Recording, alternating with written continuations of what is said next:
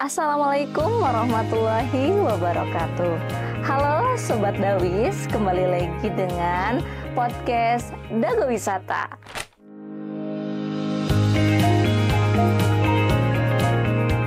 Lah, gimana kabarnya Sobat Dawis? Kembali lagi nih di sini Rina akan sharing juga dengan teman-teman semuanya, dengan Sobat Dawis yang dimana edisi hari ini kita akan langsung menghadirkannya siapa Teh Rina? Ya, langsung stay tune aja ya teman-teman dari awal sampai akhir.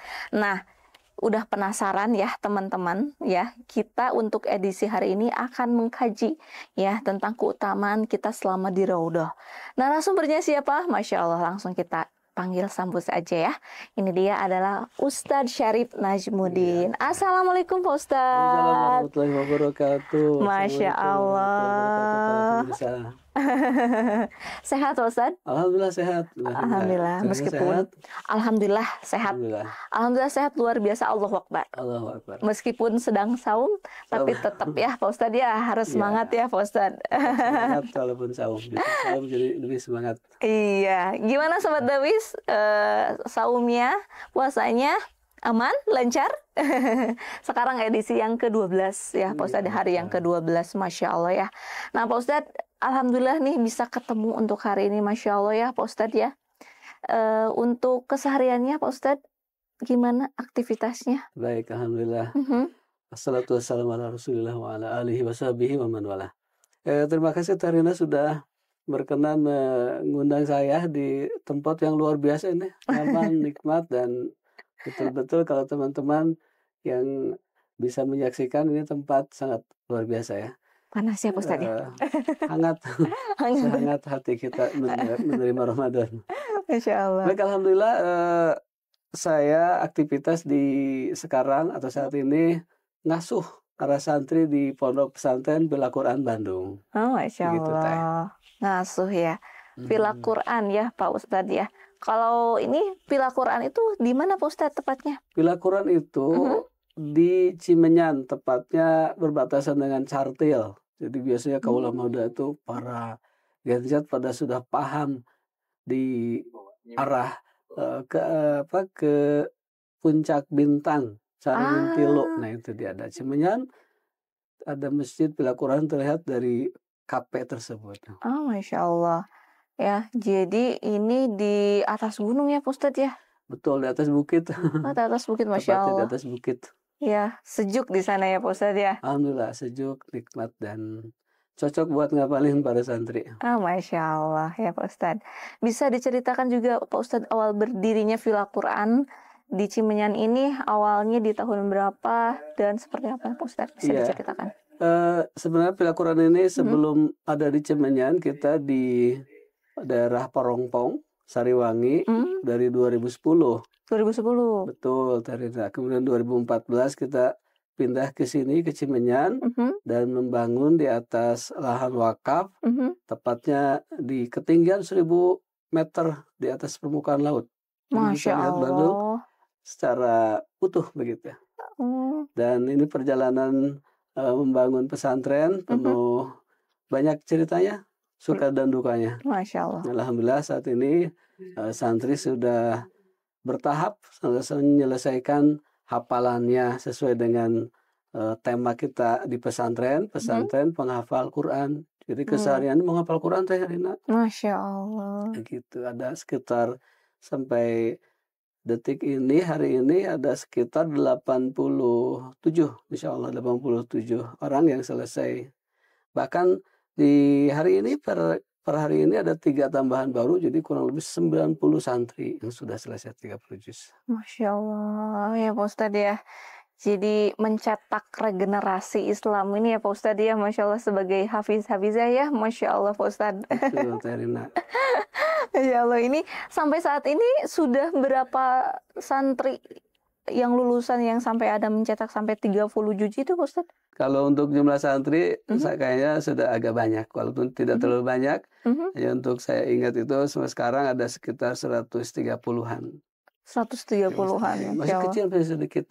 Masih terus bertumbuh untuk memperbesar kapasitas daya tampung santri yang ingin bareng-bareng belajar gitu teh. Masya Allah.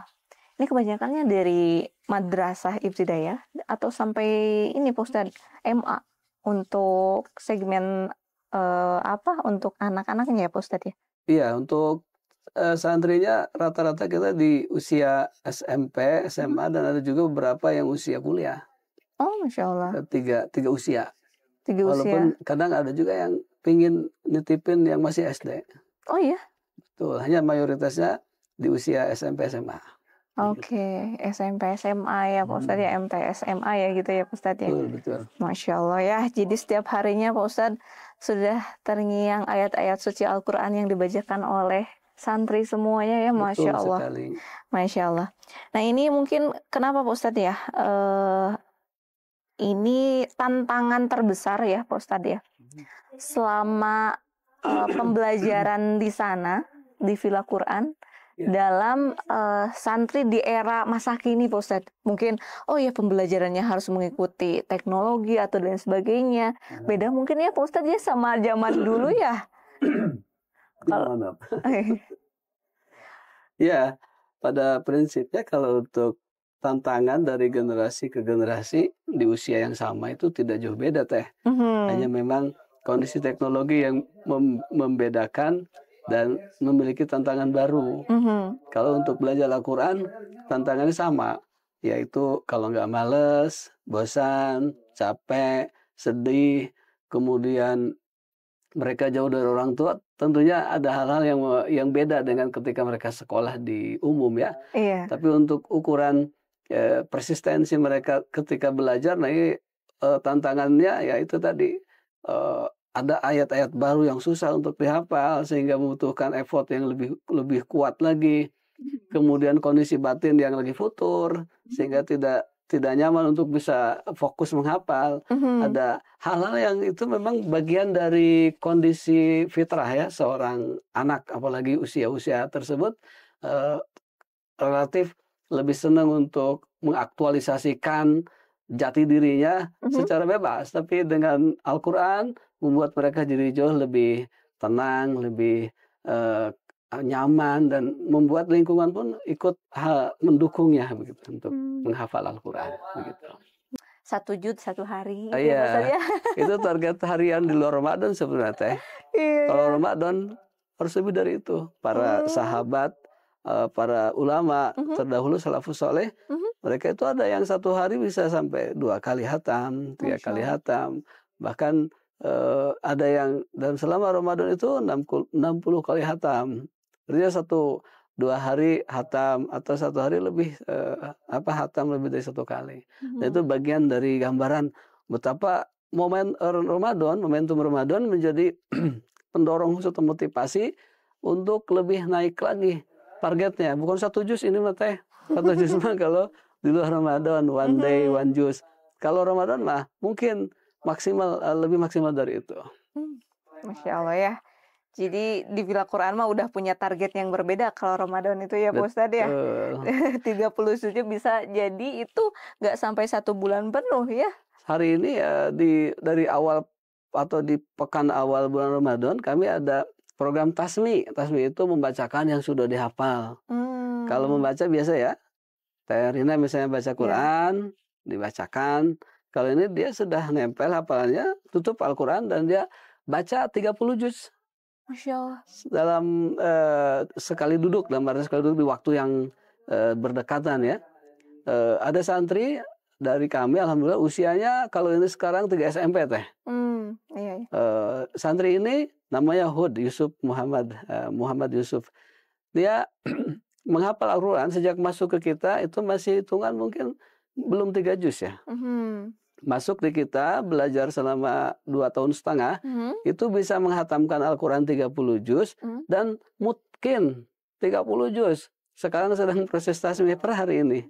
Dan dia membacakannya itu live langsung bila nador atau bil gaib tanpa melihat, dan dibacakan ayat per ayat. Masya Allah. Mungkin nanti bisa ke sana dilihat. Masya Allah ya. Nah, Masya Allah nih pencetak sejarah Islam ya Pak Ustadz ya untuk regenerasi Islam nih. Insya Allah. Bisa sampai langsung 30 juz ya.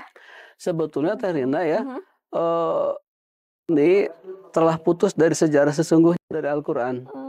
Sudah di zaman para sahabat, para ulama salafus soleh, di usia-usia kecil mereka sudah hafal Al-Quran. Jadi kita itu sebenarnya menyambung sejarah, bukan mencetak sejarah dalam artian sejarah ini sudah ada para sahabat, para ulama salafus soleh. Mereka justru menghafal di usia-usia muda. Imam Syafi'i di usia sangat tahun sudah hafal Quran, bahkan sudah menjadi mufti di usia belasan tahun. Dan untuk menjadi mufti tidak mudah, betul-betul harus memiliki pemahaman ilmu dan dasarnya adalah hafal dulu Al-Quran. Jadi kalau sekarang kita dengan kemajuan teknologi, era digitalisasi dan sebagainya, itu memang tantangan baru yang akhirnya hadirnya sosok-sosok yang seperti ini seolah mencetak sejarah baru. Kalau sesungguhnya kita sedang menghidupkan kembali sejarah yang sudah ada. Menyambung sejarah. Menyambung sejarah dan menghidupkan sejarah. Benar, Tasya. Ya, Masya Allah ya. Jadi supaya tidak berhenti ya Pak Ustadz ya. Terus ada menyambungkan sejarah-sejarah dari ya terutama untuk menghidupkan Al-Quran ya Pak Ustadz ya. Betul, betul. Masya Allah. Nah ini teman-teman semuanya. Tadi kan untuk Pak Ustadz Syarif ini yang dimana di keberangkatan terakhirnya di bulan Januari. 25 Januari, ya, itu. Pulangnya tanggal 2 Februari. Masya Allah. Itu jadi momennya pada saat Isra Mi'raj di sana keburu nggak Pak Ustadz? Betul, betul. Masya Allah. Isra Mi'raj di sana di Mekah. Masya Allah. Gimana vibes-nya atau momennya di sana Pak Ustadz pada saat Isra Mi'raj? Apakah ada, wah momennya Masya Allah Terina penuh tantangan, dan di sana juga banyak ujiannya juga, ataukah suasananya sangat crowded atau seperti apa Pak Ustadz? Betul. Betul Terina, memang di Rajab ini salah satu dari 4 bulan haram, puncak giroh keimanan seorang, karena beribadah di bulan tersebut, di bulan haram ini memang memiliki nilai yang lebih gitu Teh. Rajab, Zulqa'dah, Zulhijjah, Muharram itu adalah 4 bulan haram. Nah Rajab dia posisinya di tengah-tengah sebelum masuk ke Zulqa'dah. Dan orang lagi banyak-banyaknya untuk masuk ke Mekah melaksanakan umroh Teh. Kemarin itu kita melaksanakan tawaf sangat-sangat padat. Begitupun dengan sa'i, begitu sangat padatnya. Bahkan biasanya kan para jamaah suka pingin foto dulu ya, setelah beres tawaf. Backgroundnya Ka'bah, ternyata boro-boro bisa moto, kita berhenti aja nggak bisa Teh sekarang. Padahal renovasi di pelataran itu sudah selesai, tapi kita hanya bisa berdiri setelah selesai sholat 2 rakaat setelah tawaf, harus bergeser ke arah tempat minum jam-jam, nggak bisa moto, udah penuh aja, nggak bisa moto.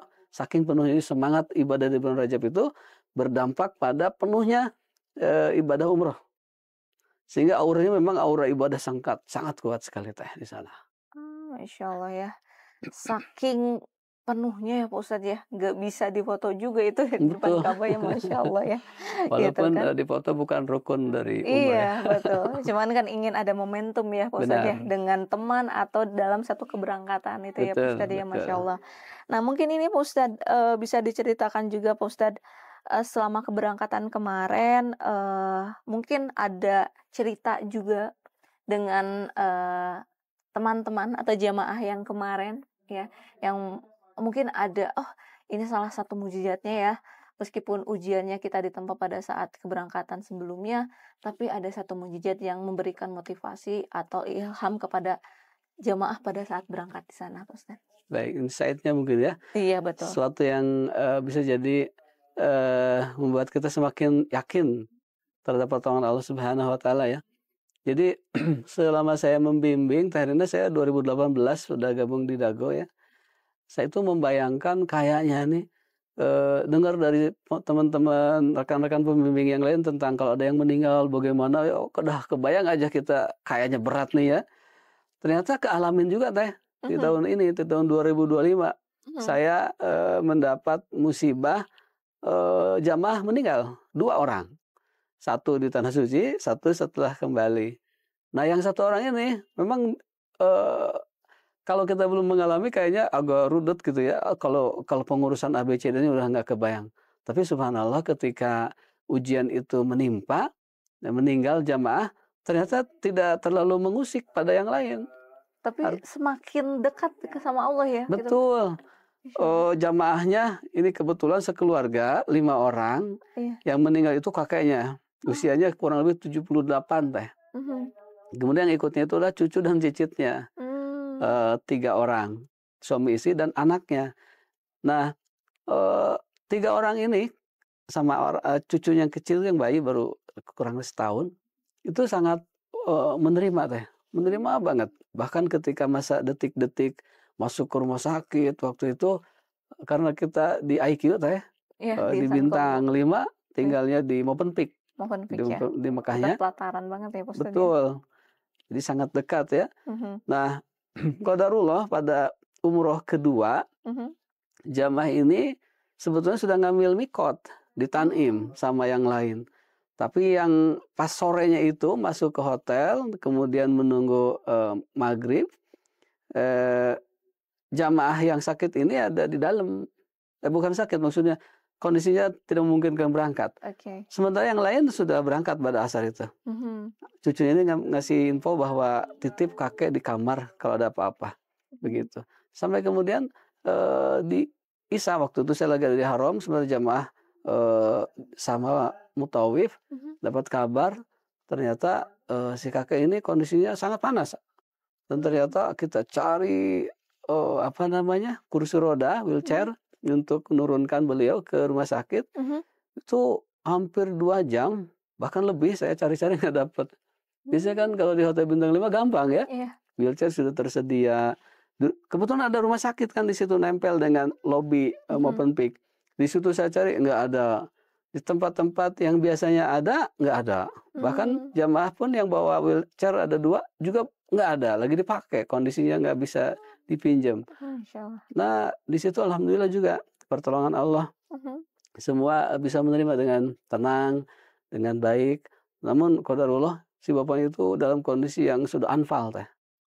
Saya bawa ke rumah sakit dengan suhu tinggi sekali.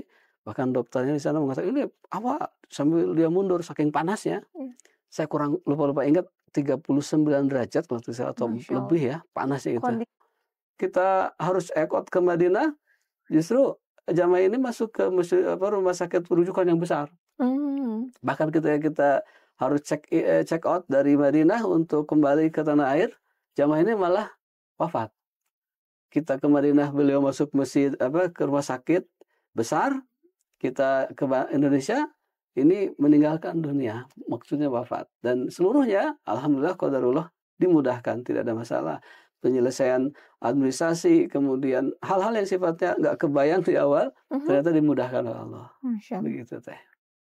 Gitu ya, Masya Allah. Jadi dimakamkannya di ini ya? Di Mekah. Di pemakaman Baqi itu ya, Ustaz? Bukan, di Mekah itu ada yang jelas bukan di Ma'la, kayaknya di pemakaman lain yang khusus para jamaah luar Mekah ya, ataupun orang Mekah, hanya bukan di tempat yang di Ma'lanya. Masya Allah ya. Itu langsung di Mekah ya, Pak Ustadz ya? Benar. Disolatkan asarnya itu oleh ratusan ribu umat Islam, berjamaah umroh seluruhnya. Disolatkan ya, Masya Allah. Betul. Dengan ribuan jamaah umroh, Masya Allah. Ratusan ribu teh. Ratusan ribu ya. Ribu jamaah. Masya Allah. Nah itu mungkin ya Pak Ustadz ya, jadi merinding ya Pak Ustadz, kita juga belum tentu bisa. Dan setiap manusia itu bisa wafat dan dibangkitkan di sana. Masya Allah ya. Masya Allah ya. Nah ini Pak Ustadz, jadi dalam keberangkatan kemarin itu ada salah satu jemaah yang meninggal ya. Pak siapa Pak Ustadz? Almarhum Bapak. Lupa lagi namanya saya, mohon maaf. Pak. Itu satu keluarga pokoknya yang berangkatnya ya. Masya Allah. Mungkin itu usianya juga sudah senja juga ya Pak Ustadz ya. Oke, baik. Nah kepulangannya juga itu ada yang meninggal tuh pada saat H- plus berapa Pak Ustadz? Plus 7 kalau tidak salah. Masya Allah. Itu pun ada story yang cukup cukup mengagetkan. Jadi setelah wafat kami sama istri, kebetulan sama jamaah juga ada yang ikut ke sana. Ceritalah si ibunya bahwa bapak ini sebelum berangkat pernah bilang ke ibunya, bapak mah kalau meninggal nanti kalau sudah umur saja. Dan qadarullah ya masa faal diijabah teh. Dijabah sama 7 Allah hari udah pulang umroh ya. langsung pulang lagi untuk selamanya. Masya Allah ya. 7 hari setelah pulang, Betul. Masya Allah. Jadi ucapan yang diharapkan ya dijabah ya Betul Pak. diijabah Masya Allah. dua-duanya itu. Masya Allah ya. Mungkin itu ya Pak Ustadz ya, keberangkatan. Mungkin pertama ya Pak Ustadz pada saat berangkat ada yang meninggal di sana mungkin ya Pak Ustadz ya. Betul. Selama saya bersamai jamaah, baru edisi keberangkatan ini ada jamaah yang 2 langsung meninggalnya. Masya Allah ya Pak Ustadz. Itu ya di situasi pada saat bulan Rajab yang crowded ya, Masya Allah ya. Betul, betul. Masya Allah nih Pak Ustadz ya. Oke Pak Ustadz, mungkin ini ada yang ditanyakan juga ya Pak Ustadz tentang sirah nabawiyahnya selama di Raudhah ya Pak Ustadz ya, atau selama di Madinah seperti apa. Momentum kemarin ya, khususnya di bulan Februari, Masya Allah itu sangat crowded ya Pak Ustadz Iya, ya betul. di Raudhah. Bisa diceritakan untuk teman-teman semua? Baik. Saya ingin coba menjelaskan dulu tentang Raudhah ya Teh, dari sisi sirah dulu ya teman-teman sekalian, bahwa Nabi Alaihissalam ketika hijrah dari Mekah menuju Madinah, maka yang beliau lakukan itu 3 hal. 3 hal. 3 hal Teh. Satu, mempersaudarakan antara Muhajirin dan Ansor. Kedua, pertama itu membangun masjid. Membangun masjid. Yang kedua mempersaudarakan. Dan yang ketiga membuat perjanjian dengan orang Yahudi. Ya, baiknya. Nah, untuk hal masjid yang dibangun, Nabi awal membangun yaitu di Masjid Quba, yang biasa para jamaah datang ke Madinah pasti akan ke Quba karena ada keutamaan sendiri di Quba. Iya, masjid pertama Masjid didirikan pertama. oleh Nabi Muhammad SAW. Betul. Dan yang kedua Masjid Nabawi. Nah, Masjid Nabawi ini dulunya adalah Nabi setelah selesai beberapa hari di Quba menuju tempat tempat jemur kurma kalau bahasa sekarang ya, milik 2 anak yatim Sahal dan Suhail. Nabi membeli dari beliau dan membangun di atasnya masjid.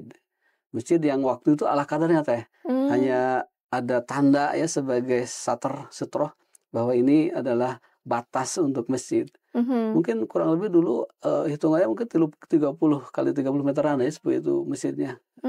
Tidak banyak, tidak luas seperti sekarang. Karena memang Masjid Nabawi itu mengalami perubahan atau perluasan dari masa ke masa, dari sejak Umar bin Khattab radhiyallahu anhu, Utsman bin Affan radhiyallahu anhu, pada masa dinasti Umayyah, dinasti Abbasiyah, sampai kepada dinasti Ayyubiyah dan kekhalifahan Utsmaniyah, sampai pada masa kekinian pada Raja Fahad di era 1900-an. Dan itu otomatis dari 30 meter sekarang menjadi 400.000 meter persegi. 400.000 meter persegi dari 30 kali 30 meter ya, Masya Allah ya. Artinya kalau dikilokan mungkin sekitar 30 kilo ya. Iya, betul. Karena kalau kita muter ziarah mengelilingi Masjid Nabawi itu nggak cukup 1 jam. Insya Allah ya, gitu ya. Seiring berjalannya waktu, ini ada renovasi dan perluasan ya, Ustaz. Betul, perluasan. Nah, ini kemudian di Masjid Nabawi itu ada tempat khusus yang dikenal dengan Raudhah. Raudhah itu sebetulnya sebagaimana disebutkan di dalam hadis Nabi, ma baina baiti wa mimbari raudhatun min riyadil jannah. Antara rumahku dengan mimbarku ada taman di antara taman surga. Dengan luasnya 22, kurang lebih ya kalau hitungan pendekatannya 22 meter kali 15. 22 meter kali 15 itu. Dan itu ada batasnya. Batas di sebelah timur mungkin. Timur itu rumah Nabi yang sekarang ada makam beliau. Betul. Kemudian selatannya itu ke arah kiblat, ada mimbar Nabi. Ke baratnya ada mimbar Nabi. Kemudian di belakangnya itu akhir dari rumah Bunda Aisyah. Dan itu setiap 4 itu ada beberapa tiang. Tiangnya itu patokannya kalau Bapak Ibu sekalian misalnya ingin ke Raudhah, mana sih posisinya? Dihitung aja, dihitung tiangnya. Tiang itu dulunya adalah pohon kurma Teh. Oh, dulu tuh tiangnya itu pohon kurma sebagai pembatas ya. Betul. Atau penanda ya Pak Ustadz ya. Dan di situ ke arah mimbar itu ada 4. Ada 4 tiang, 1, 2, 3, 4. Nah, ke arah belakangnya itu ada 3, 1, 2, 3. Artinya 3 kali 4 ada 12 tiang. Itulah Raudhah. Posisinya di situ. kalau dia di belakang sudah bukan masuk kategori raudhah. Dengan 4 titik itu ke arah dari kiri ke kanan kalau kita lihat ke arah mimbar, dan dari ke belakangnya itu 3, berarti itulah batas-batas raudhah. Iya. Kemudian ketika kita masuk ke raudhah itu apa namanya, saya ingin coba bedah dulu sedikit ya. Ada satu ustadz ya, ustadz yang belum menyampaikan bahwa disebut raudhah itu bukan dengan makna yang dipahami oleh kebanyakan. Tadi kita sebut dengan taman-taman surga secara definitif, tapi atau denotasi. Konotatifnya adalah Nabi Alaihissalam ketika keluar dari rumahnya, beliau mendengar suara-suara yang tadi saya sebut di pesantren ya, yang mengaji, yang duduk-duduk bersama untuk mendapatkan ilmu, kesehariannya betul-betul berkhidmat untuk memperkaya ilmu yang nantinya diamalkan, diajarkan. Nah inilah para ahlu sufah namanya. Ahlu sufah. Ahlu sufah. Ahlu sufah inilah dari sahabat muhajirin. Ada kurang lebih di beberapa literatur 70 santrinya Nabi itu ahlu sufah. Rata-rata mereka yang usia masih muda, kemudian miskin, disebut miskin itu karena kondisi saat itu ya, karena mereka memang diusir dari Mekah menuju Madinah, tidak membawa apapun, tidak ada yang dipakai kecuali baju sebadan, sehingga dalam kondisi yang sangat-sangat tidak memungkinkan itu, mereka bersama Nabi di situ 70 ahlu sufah, dan diantaranya itu kita kenal Abu Hurairah. Beliau yang paling banyak merekam hadis Nabi SAW, dan beliau lah yang dipercaya oleh Nabi untuk memegang, mengkoordinasi, menanggung jawabi ahlu sufah ini. Nah, ahlu sufah ini kemudian oleh Nabi ketika keluar dari rumah terdengar ngaji begitu ya, kalau kita tasmi dan seterusnya. Kan keluarlah ungkapan itu, hadis Nabi itu, bahwa ma baini baiti wa mimbari raudhatun min riyadil jannah. Antara rumahku dan mimbarku adalah taman-taman surga, karena saking sahdunya kondisi para sahabat membaca Al-Quran. Hidup suasana itu dengan Al-Quran. Itu disebut dengan raudhatun min riyadil jannah. Begitu teh. Masya Allah. Jadi disebut taman surga itu adalah ahlu sufah itu ya Pak Ustadz ya, yang membacakan ayat-ayat. Betul. Iya, ayat-ayat suci Al-Quran, mengaji. Mungkin itu filosofi untuk fil Al-Quran juga ya Pak Ustadz ya. Salah satu ya. Masya Allah. Kenikmatan ada hadir di situ para penghafal Quran, yaitu kondisi tenang. Betul. Lupa hal-hal yang berat-berat, yang ringan-ringan jadi. Tapi kalau udah keluar gitu berat lagi. Betul ya, kalau udah membaca Al-Quran atau mendengar Al-Quran, suasana hati langsung tenang ya Pak Ustadz. Benar. Gitu. Itu pun yang terasa di raudhah. Tenang, nyaman, tidak ada apapun. Kalau kita banyak masalah masuk ke raudhah, maka tidak ada yang dibawa kecuali seolah kita tuh berhadapan dengan Allah Subhanahu wa taala yang walaupun itu kita berdesakan ya, satu saja dengan Allah bersama kita. Masya Allah. Jadi fokus kita bukan hanya pemikiran duniawi ya Pak Ustadz. Di-stopkan selama kita di raudhah, langsung berfokusnya itu adalah kepada Allah ya Pak Ustadz ya. Otomatis dengan sendirinya steril dari pikiran-pikiran duniawi. Meskipun itu suasana hektik ya Pak Ustadz ya pada saat di raudhah itu. Betul. Saya itu mengalami beberapa kondisi kebijakan yang berubah ya. Di awal-awal itu 2014 umrah pertama saya. Yang namanya kita masuk raudhah itu nggak seperti saat ini. Sekarang sangat rapi, sangat hikmat. Dulu mah jangankan untuk sholat, untuk berdoa saja udah di belakang itu sudah pada dorong-dorong. Gitu ya Pak Ustadz ya. Nggak bisa sholat dengan nyaman. Dan nggak ada waktu, ada yang lama, ada yang sebentar, ada yang diusir, ada yang nggak mau diusir. Sangat kredit. Nah sekarang dengan terus seiring waktu, perubahan-perubahan itu membuat nyaman. Dan memang begitulah protokoler bertamu pada pejabat saja ya saat ini kan harus diatur. Betul. Apalagi ini Nabi Alaihissalam. Kita masuk ke tempat di mana Nabi Alaihissalam di situ orang terbaik, orang sempurna di dunia sampai akhirat, pemimpinnya para nabi, pemimpinnya para rasul. Berarti yang kita lakukan pun mengikuti protokoler manusia terindah ya, terbaik, terhormat, termulia. Dan Nabi Alaihissalam itu otomatis membawa kita untuk mau diatur. Sehingga sekarang itu dulu mah begitu ya kondisinya, sekarapnya aja. Sekarang mungkin jadi setengah jam, bergeser di 20 menit. Kemarin kita cuma 10 menit. 10 menit Pak Ustadz? 10 menit. Masya Allah. Ada juga yang main-main, artinya dia bisa mengakali. Gimana cara mengakalinya? Ya sholat aja terus. Sujud aja lama gitu. Padahal nggak sholat. Itu banyak trik yang membuat akhirnya ada yang kekangenan Raudhah itu terbayar dengan di situ teh. Masya Allah ya, gitu Pak Ustadz. Ya mungkin kalau selama kemarin Pak Ustadz banyak sekali ya, terutama jemaah-jemaah di luar travel juga ada yang tidak bisa masuk ya Pak Ustadz ya, Betul, ke Raudhah itu ya. Kalau kemarin untuk keberangkatan kemarin semuanya bisa Kemarin masuk yang Ustadz ke Raudhah? bapak-bapak semua masuk. Bapak-bapaknya ya? Biasanya ini juga ada sedikit penyesuaian teh. Mhm. Ketika kita masuk, biasanya satu grup langsung ya.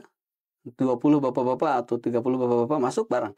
Kemarin itu hampir 6 waktu berbeda. 6 waktu Yang berbeda bapak-bapak itu ya. dalam satu keberangkatan ya itu ya, Benar, Masya benar. Allah. 6 waktu berbeda. Tapi kita akali akhirnya bisa jadi 2 waktu. Dan memang luar biasa, penuh perjuangan. Masya Gitu Allah. teh. Masya Allah. Mungkin kemarin juga masih tahap renovasi ya Pak Ustadz ya. Sehingga untuk yang pintu untuk yang akhwat ini nggak semuanya bisa masuk juga ya Pak Ustadz. Betul. Kemarin qadarullah ketika kita masuk itu renovasi sebelum udah selesai di 1 hari sebelum kita masuk, kalau tidak salah 1 atau 2 hari. Sebetulnya renovasi sudah selesai. Karena mereka punya rencana proyek kapan mulai, kapan selesai. Nah, ketika kita belum masuk itu 2 hari sudah selesai. Tapi kita lihat juga memang ada beberapa bagian ruangan yang itu digunakan oleh ibu-ibu yang tidak bisa diakses. Dan itu menyebabkan penumpukan antrian masuk Raudhah dan delay. Ibu-ibu semua jamaah kemarin nggak ada yang bisa masuk Raudhah. Masya Allah, qadarullahnya ya Pak Ustadz ya. Siapa tahu dikasih waktu rezeki lagi ya Pak Ustadz bisa ke sana. Oke, Masya Allah.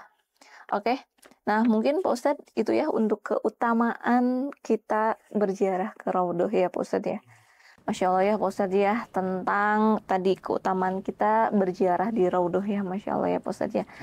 Mungkin sekarang Pak Ustadz tentang kebijakan yang terkini selama di Raudhah ya, bisa diceritakan juga ke teman-teman semuanya Pak Ustadz ya. Gitu. Baik, terima kasih Teh Rina. Ya, para pemirsa semuanya, bahwa memang di Saudi Arabia ini kebijakan total, kebijakan pusat untuk Haramain, baik itu di Mekah atau Madinah, tidak terlepas dari kebijakan kerajaan Saudi teh. Jadi di situ kemudian diturunkan menjadi kebijakan lokal khusus yang mengelola Masjidil Haram. Haramain maksudnya ya. Nah, kita paham semua bahwa Imam Syekh Sudais itu beliau dari sejak 2012 menjadi pimpinan umum. Kalau ada yang menyebut juga Presiden Haramain yang memiliki tugas, ada 6 tugas. 1 diantaranya pengelolaan pendidikan keagamaan, bimbingan, kemudian perpustakaan, kemudian tentang air zam-zam, pemeliharaan sarana, kemudian perencanaan pembangunan dan implementasinya, kemudian untuk amar ma'ruf nahi munkar, ada kalimat itu ya, amar ma'ruf nahi munkar selama ada di Masjidil Haram, baik di Mekah ataupun di Madinah. Nah, tugas-tugas itu di dalamnya ada tentang bimbingan, kemudian pendidikan dan agama, dan pemanfaatan sarana. Nah, Raudhah itu masuk kategori itu, poin di mana pimpinan umum Masjidil Haramain itu mengatur sesuai dengan kebutuhan. Ketika tadi ada pembangunan, otomatis ada tutup buka.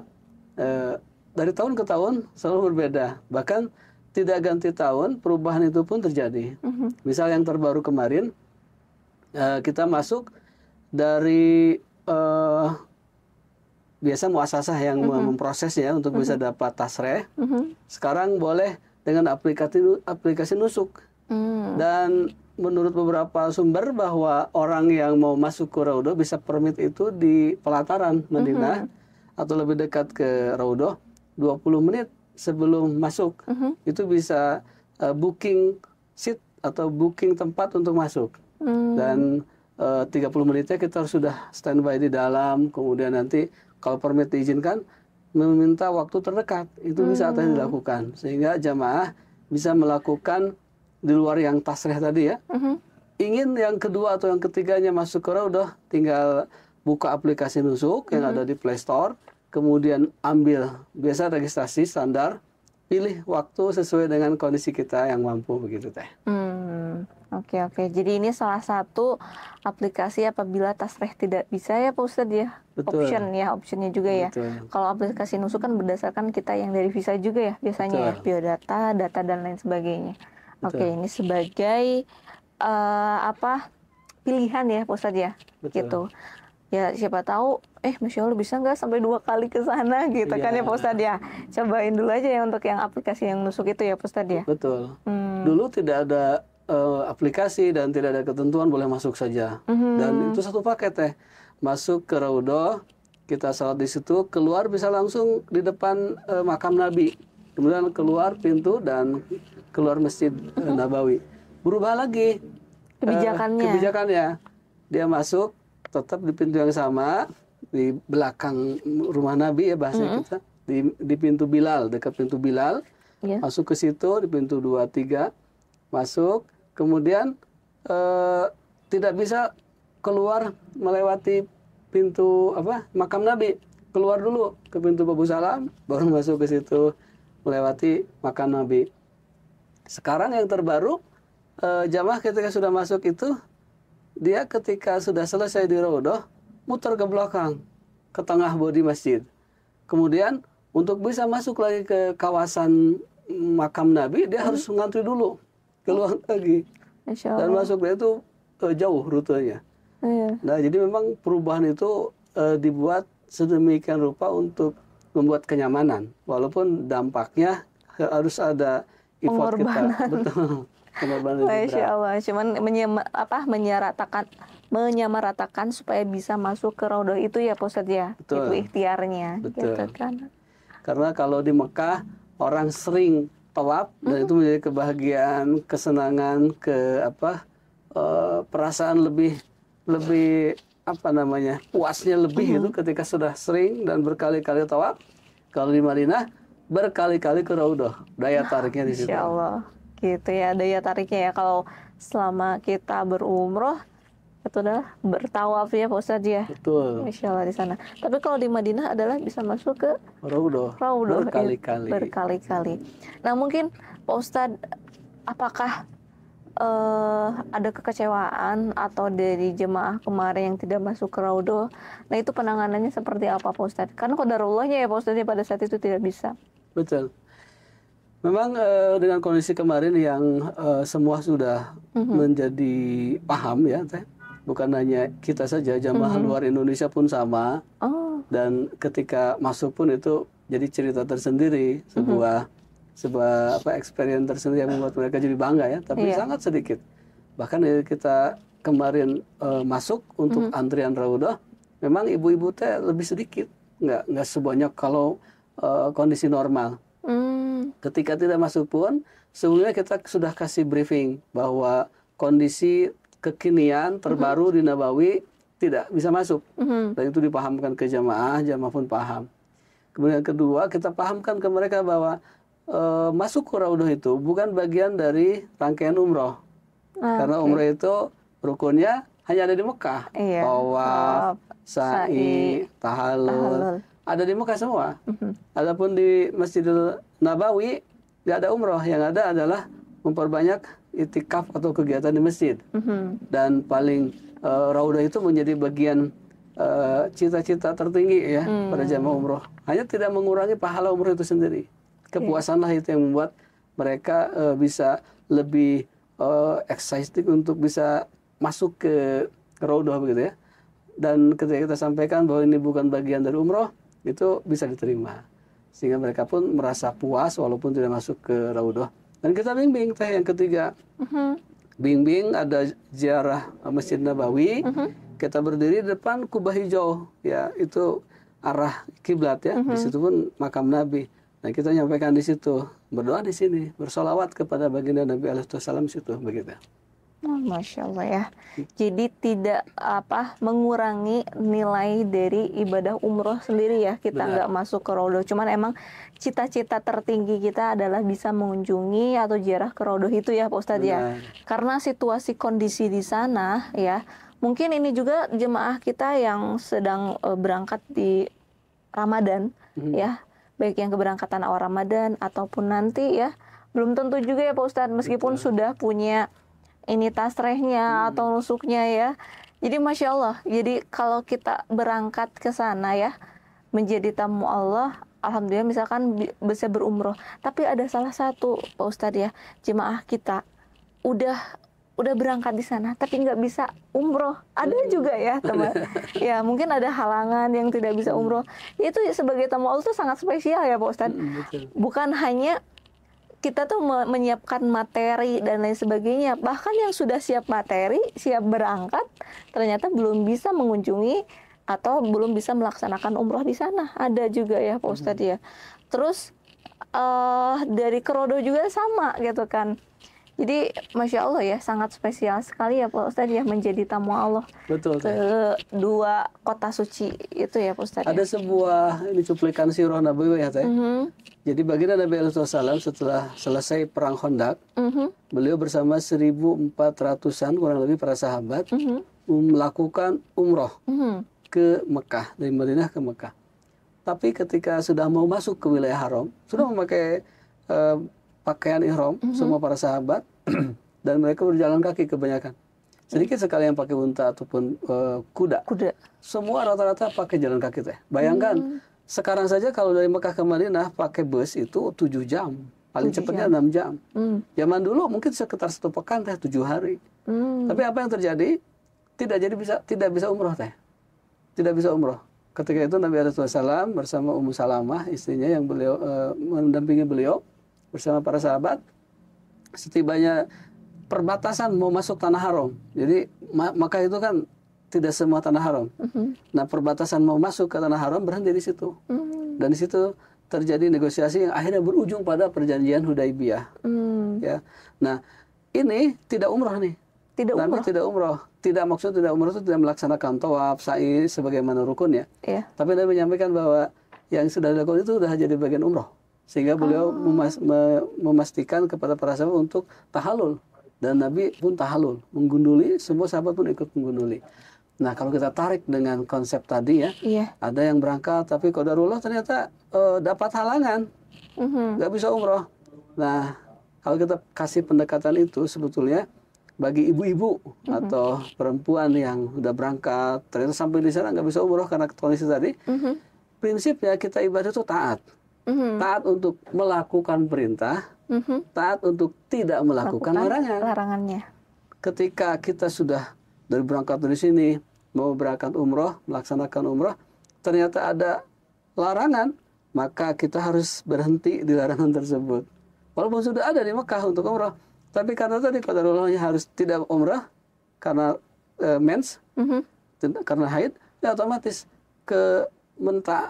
mentaati untuk tidak melakukan itu harus didahulukan daripada melakukan perintah. Sehingga orang dalam kondisi tadi, apakah masuk kategori umroh? Insya Allah pahalanya niatnya sudah jadi pahala dan niat umroh. Karena dari niat pertama ya Pak Ustadz dia ingin umroh itu. Jadi kayak kita nih sekarang Ramadan, Allah menyuruh untuk saum. Ya ayyuhalladzina amanu kutiba alaikumusiyam. Saum. Ketika orang yang kondisi normal saum kemudian tidak melakukan, berarti kan dosa. Betul. Nah, ini kondisinya karena Allah uji, datanglah haid, dia tidak melaksanakan saum. Kalau dia melaksanakan saum justru berdosa. Jadi dia berhenti dari larangan, berarti dia sudah menyempurnakan ketaatan kepada Allah Subhanahu wa taala. Jadi jangan khawatir bagi ibu misalnya atau perempuan yang berangkat umroh, qadarullahnya sampai terakhir misalnya di Mekah nggak bisa umroh, ya itu sudah ketentuan yang diukur ketaatan kita untuk tunduk pada larangan agar tidak melakukan, itu juga sudah bagian dari ibadah yang luar biasa. Oke, Masya Allah ya Pak Ustadz ya. Jadi tidak mengurangi nilai kita berumroh meskipun ada istilahnya ya ada halangan ya Pak Ustadz ya. Betul. Ya gitu, tapi kita taat terhadap larangan yang tadi ya Pak Ustadz ya. Masya Allah ya, terutama untuk ibu-ibu ya gitu kan Pak Ustadz. Tapi tetap, jadi kalau untuk tahalulnya emang tidak bisa Pak Ustadz ya. Kalau untuk yang sa'i, tahalul, tawafnya tidak bisa ya Pak Ustadz ya. Tawafnya gitu. tidak, sa'i dan tahalulnya bisa dilakukan. Bisa dilakukan. Memang dalam kondisi yang sangat gitu ya. Tidak satu rangkaian tadi ya. Betul, betul. Oke, Masya Allah ya. Ini apa untuk materi sharing dari Pak Ustadz Syarif. Ya, Masya Allah, semoga dijadikan amal jariah Pak Ustadz ya. Dan keberkahan untuk kita semuanya ya. Terutama teman-teman semuanya ingin ada rencana untuk berumroh baik nanti setelah di awal musim ya, setelah hajian, ataupun akan berangkat nanti ya, teman-teman kita Pak Ustadz ada nanti akan berangkat di bulan April atau teman-teman kita yang nanti akan berangkat di spesial umroh Lailatul Qadar ya Pak Ustadz ya, nanti akan berangkat. Semoga diberikan kelancaran ya Pak Ustadz ya, kelancaran kesehatan dan tentunya diberikan nikmat umur ya. Semoga nanti selamat juga Pak Ustadz pada saat berangkat sampai pulang nanti ya. Masya Allah ya.